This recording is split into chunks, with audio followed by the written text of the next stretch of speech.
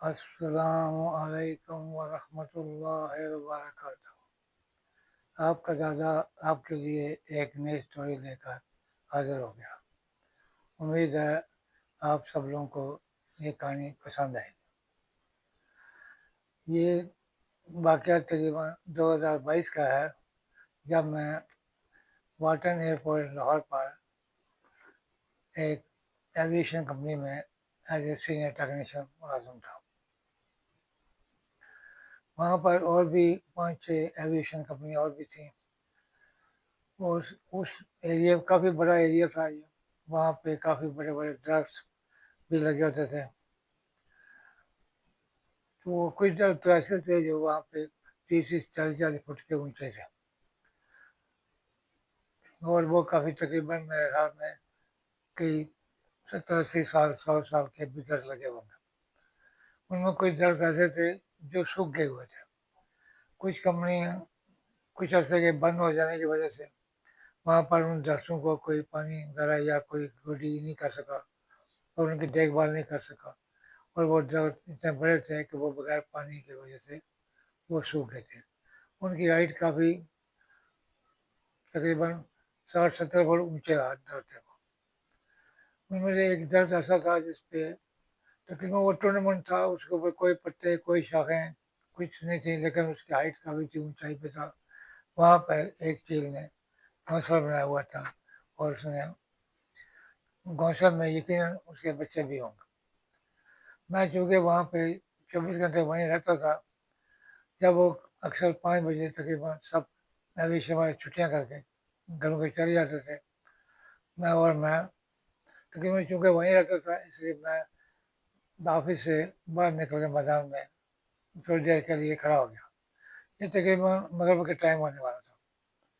میں نے دیکھا کہ ایک چیز ہاتھ میں طوطے کا بچہ لیے ہوئے وہ وہاں منڈرا رہی ہے، اور دوسری چیلیں اس کی اور بھی چیلیں تھیں وہاں پہ، وہ 4-5 چیلیں اس کو جھپٹا مار رہی تھیں، اسے وہ چھیننے کی کوشش کر رہی تھی طوطے کے بچے کو۔ طوطا کا بچہ جو ہے وہ مستقل اپنی آوازیں نکال رہا تھا، اور وہ کبھی چیل اپنے گھونسلے کی طرف جانے کی کوشش کر رہی تھی کہ تاکہ وہ بچے کو لے کے طوطے کے بچے کو لے کے اپنے گھونسلے پہ چلی جائے، اور وہ اپنے بچوں کو وہاں پہ کھلا دے اس کو۔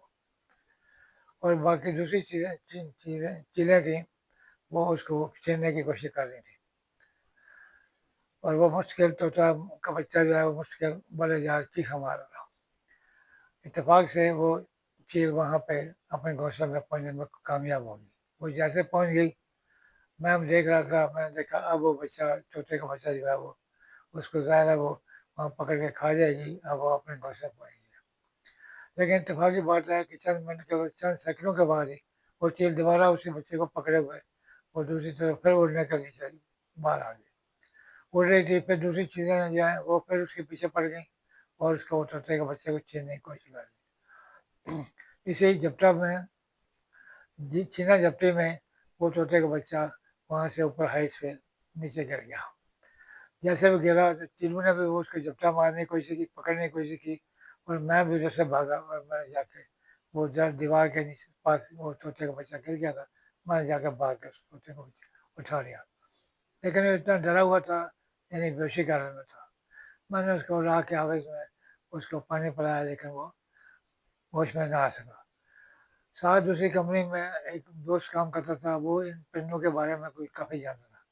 اس کو میں نے فون کیا، میں نے کہا بھائی یار یہ بتائیں کس طرح طوطے کا یہ مسئلہ ہوا ہے اور وہ بیہوشی کی حالت میں ہے۔ اس نے کہا اس کو تھوڑی سی چمچ میں چینی ڈالیں اور تھوڑا سا پانی ڈال کے گھول کے اس کو کترا کترا پلائیں۔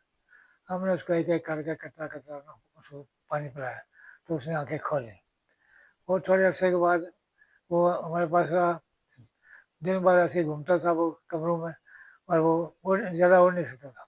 پھر وہ اپنا چھوٹے سے پنجرے میں اس کو رکھا ہوتا تھا، وہ اس میں شام کو اس میں کھو جاتا تھا۔ ایک دن جب کافی بڑا ہو گیا، پھر ہم نے سوچا اب اس کو اپنے باہر درختوں پہ چھوڑ دیا جائے یا آزاد ہو جائے۔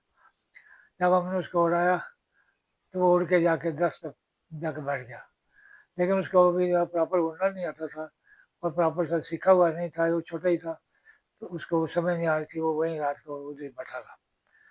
پھر ہم نے سوچا کہ اس کو واپس اتارا جائے، क्यों ये तो उसको वैसे बुक से या कोई उसको दूसरे चीज़ें मैंने फिर मार देंगी।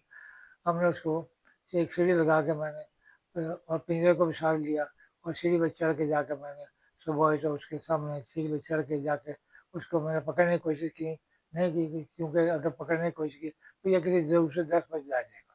मैंने वो पिंजरा पिंजरा उसके आगे किया तो उसने दरवाज़ा खोला, पिंजरा आगे किया, उसकी सीढ़ी पे चढ़ के तो उसने आस्ते आगे उस पिंजरे में आ गया। उसने समझा ये मेरा घर ही है।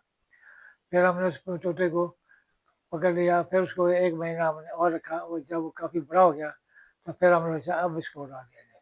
फिर हमने उसको तोते को पकड़ के बाहर मैदान में लाए और वो काफ़ी बड़े थे और भी परिंदे थे बहुत सारे। फिर हमने परिंदे उसको तोते को कहा लिहाजा अब तो बड़ा हो गया है, अब आप आज़ाद हो, अब जा सकते हो।